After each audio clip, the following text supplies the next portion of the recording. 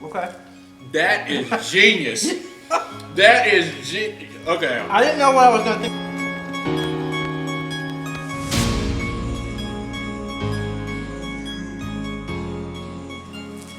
Welcome to our next edition of Food for Thought. It's the show where you get to watch us eat some food and hear some thoughts. I'm with our most recent pastor here at Apex Baptist Church, Pastor Shawn Walden, who we are so stoked to have here at Apex. I'm sure you're stoked as well. But man, thanks for joining us on Food for Thought today. Yeah, absolutely, man. Hey, what's up, Apex students, man? I'm so glad to be here as a part of the Apex family. And, man, I cannot wait till we get back in person gatherings and I get to hang out. And maybe you guys will let the old guy come sing every now and then. So, man, I have 3 daughters, 15-year-old, 14, and a 9-year-old. And the 15 and 14-year-old, they like one likes to get up on stage and sing, and the other one works in the back. And so awesome. you'll get to see us running around and getting some stuff done. Yeah, they definitely want you up here and not me when it comes to anything. You're not a singer? No, I mean, in the shower and in the truck. I would say my truck is like a safe space for some things. My wife might disagree, but yeah. I got it. Some people are singers and some people are dancers. You're a dancer. Yeah, I'm a dancer. Yeah, we'll go. We'll go with that. We'll go with that. But man, excited about that. I wanted to treat you to one of my favorite places. Apex has quite a few places that are, the chains, but we do have some good spots that you'll only find in this area. And so I tried to change it up and get a couple things I don't normally have. I promise I'll treat you to just a barbecue sandwich there. But this is Big Mike's Brew and Q over there by Chick-fil-A and the movie theater. And we're going to try some food and also just hear a little bit of Pastor Shawn's heart so that you guys can get to know him a little bit and just spend a little bit of time learning how God has moved in his life and also like his heart's passion for worship and what that looks like. So excited for it, Shawn. Yeah, awesome. Cool. Awesome. Let's do our first question. So, and this is one I actually want to know too. So I was pretty excited that I get to hear a little bit of this. I'd love to hear just kind of the quick version of your story of how you met Jesus and how he changed your life. Yeah. So, I mean, I grew up a pastor's kid, in a Christian home, and most of the time you would assume just because you're a pastor's kid or you grew up in a Christian home that it's just an automatic given thing. And but, man, really and truly, it really wasn't for me. And I continue to, man, I lived a good life and, modeled good habits, but it was really, coming to a point, back in like 2003 or 2004, getting to that point of going from knowing about Christ to really knowing him. And I was in Orlando at the time, and I was sitting in a conference, and I just felt this tugging at the heart, and then, once I really just kind of intentionally prayed in that moment, it was just very clear and evident that God was speaking to my heart and calling me into a music career different than what I thought that I was in Orlando to do. Wow. And he was calling me into the music ministry at that point. So. Wow. So you at that point, kind of follow-up question. I'm cheating and giving an Yeah, intro. no. But at that point, you were thinking about a music career just in general, and God kind of shifted it to, hey, like I might want to use you in a church or like ministry setting? Correct, yeah. Okay, cool. I had no plans. I didn't want to work for a church. Man. Yeah. I spent my entire life Right, in church, right. And and so man, I was just trying to run as far away from it as possible. But man, when God calls, He calls. He does. And I'm so thankful that I answered the call. Yeah, man. Well, we're thankful too, and we're excited for what that looks like in our future. All right, let's dive in. I guess this would be considered the main dish. This is a barbecue egg roll. So we've got barbecue, which I like, collards, which I like in certain conditions, and then they gave us some chow chow. You say collards? Collards. Do you know what collards are?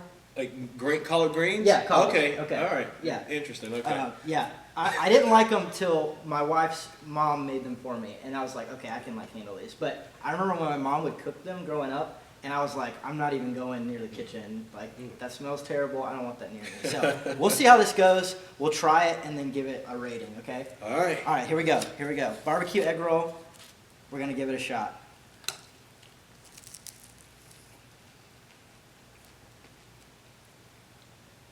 Oh, it's got a little kick to it at the end, too.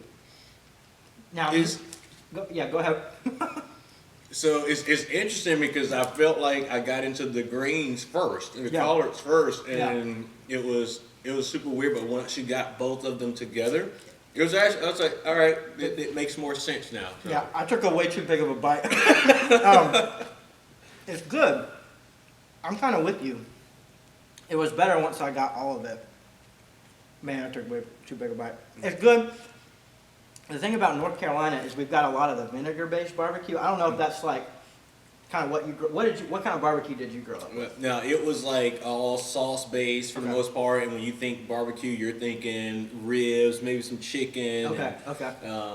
all that stuff. Cool. So yeah, like Eastern North Carolina, it's all like the very vinegary stuff. Western North Carolina, you'll get kind of the sweeter or like tomato-y style. So we're nice in Apex where we can kind of do a little bit of both because we're in the middle. But people fight you over it. So yeah, the good thing about it is you can just say, well, I just want to try both and get a lot of free barbecue out of it. So anyway, Noted. I'll give that out of 10.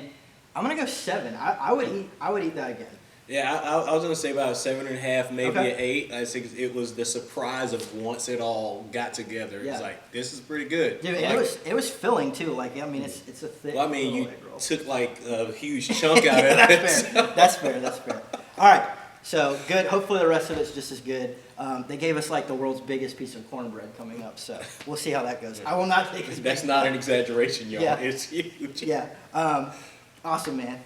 So question number 2. I'm going a little bit out of order here, but I see that you got this book with you, and we've been asking pastors and other guests on the show to give us a book recommendation because we are in a season. I mean, just to be honest, in my life, where if I don't have to be looking at a screen, I don't want to be because I just have to so much more. And so, what a cool opportunity to utilize the gift that God has given us of just knowledge in books. So, do you have a recommendation for a book for our students, and maybe just tell us a little bit about it? Yeah, one of my favorites right now is this book right here, When Life Gives You Lemons. Say it again, When Life Gives You Lemons. Like you've probably heard that phrase before, but this book is by a good buddy of mine, Gerald Fadiomi.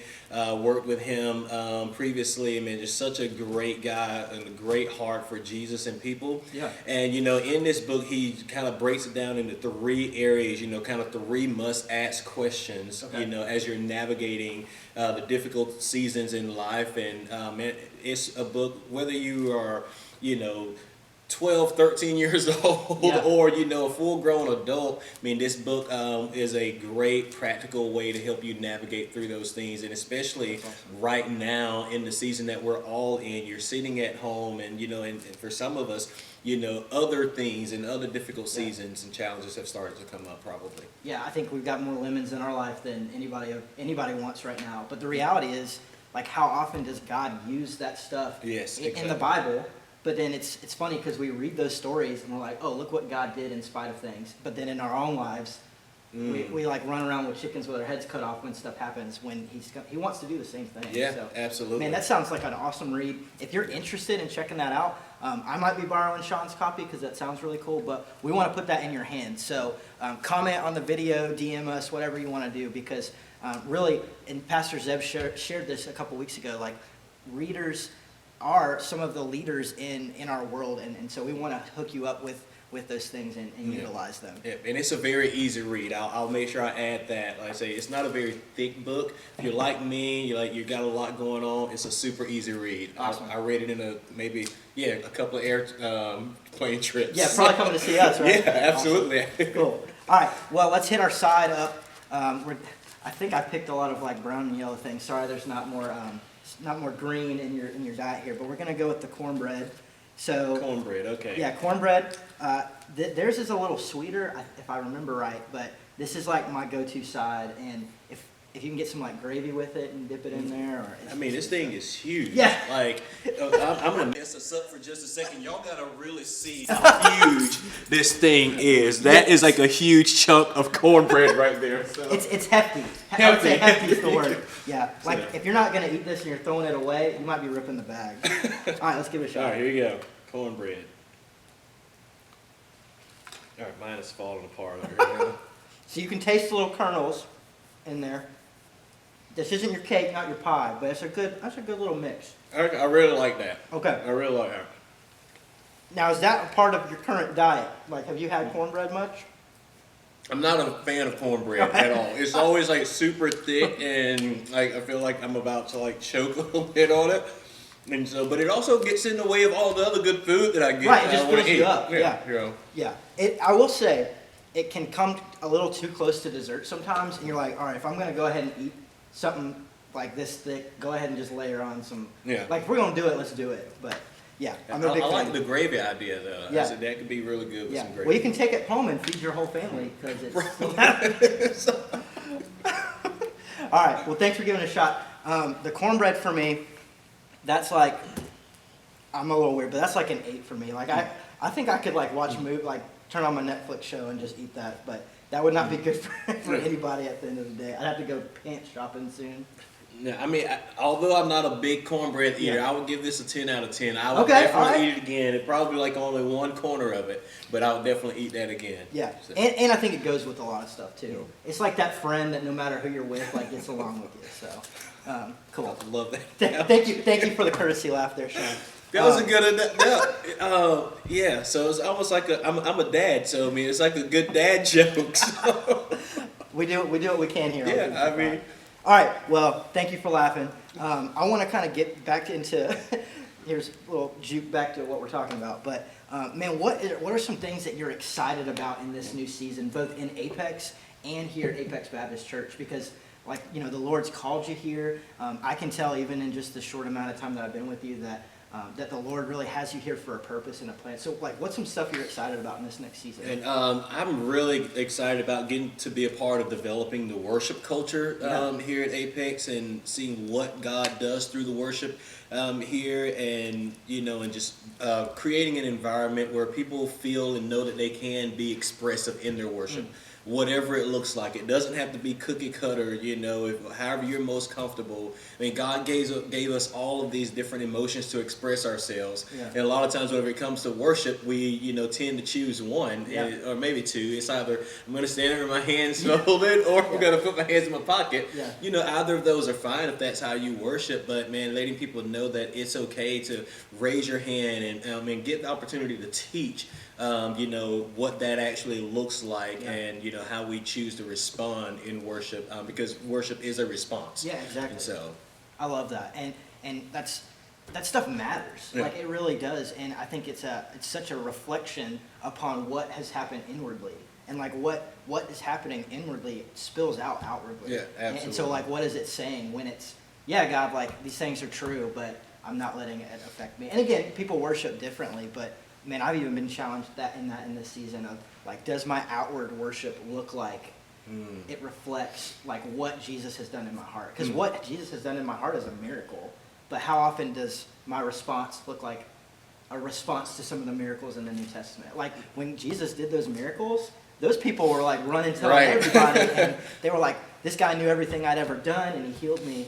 And I mean, he's done the same thing in my heart. But how often am I reserved or like thinking about what other people are doing or not wanting to be a distraction, and that's just not the appropriate response. Yeah, well, and I think if we were all to ask ourselves that question at some point, we deal with that same thing. It would be that same or similar answer, and I grew up in church. They would always say, oh, you can get excited about your favorite sports team or whatnot. Man, like how do we express and show that excitement about what Jesus has done in our lives? And man, I'm looking forward to even just like bringing a good bit of diversity to the music that we do. And it's like, I love CCM, Christian contemporary music, but I grew up as a gospel musician and in gospel church. So I'm looking forward to having some hand clapping, foot stomping kind of services and all that kind of stuff. And I do a lot of pop music recordings and all that kind of stuff. And so man, in student world, we're gonna jump around. We're gonna like break some stuff. We're gonna have a good time. Yeah. Sorry, Pastor Seb. Yeah, we'll figure it out. Apologize in take it out of advance his. Take it out of his lines. That's awesome, Shawn. Like that gets me excited, especially, and not to go off too much on a tangent, but as someone who grew up at Apex Baptist and recognized that Apex Baptist was not going to necessarily look like heaven one day, because heaven is for all nations and all people groups and all ethnicities. I'm so excited that God is doing that here, and that you're a vital part of what that will look like, because that's that's what our eternity is going to look like. And so we're going to be a little out of place if we are stuck in one particular way of doing things when we get there. So yeah, no, I love that, man. And so, my last thing on it is that I want to be a part of helping to create a space wherein the students get to be a part of, doing and participating in it. It's not just about them watching me on a platform or someone else on a platform, and I want to equip students to be able to get up and play their instruments or sing and lead worship as well. So I'm looking forward to, so if you're a student musician out there, like, right here. Get ready. Let's do it. Get ready. Let's do it. Let's do it in the worship center. Let's do it right here. Man, it's going to be awesome. All right, well, that's a great, I love that. I'm ready to eat some dessert because I'm that excited Can about it. you really call this dessert? Yeah, I don't know. So I got the Baconana, I don't even know if that's how you say it, pudding. So this is banana pudding with bacon, and they are not small chunks. Did you already try it? I haven't tried it yet. All right, let's do it. Let's count of three right here. I'm going to get a huge chunk of it and just see what happens. 1, 2, 3. Okay. That is genius. That is okay. I didn't know what I was going to think about that, but the salty and the sweet right there is killing. That's killing the game. Yes. Dude, I might have to go back. We might get done. I'm kind of thinking the same thing. I mean, like, if I'm doing this, like, intermittent fasting or whatever diet I might be trying to do, is like, okay, this might, like, kill two birds with one stone. And, like, it's like... Dude, holy smokes. That was, like... That would get me in trouble.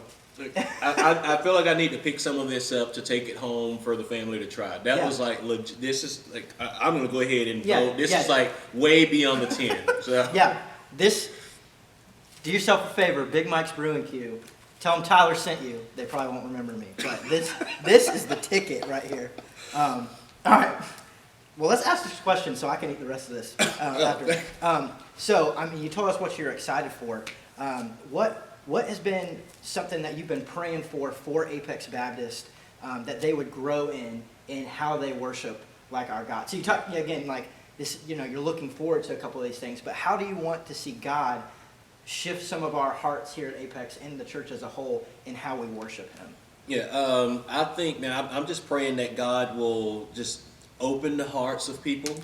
And just like put people in a posture of being ready to receive what's next. It may look and feel a lot different than what we've experienced or seen in the past.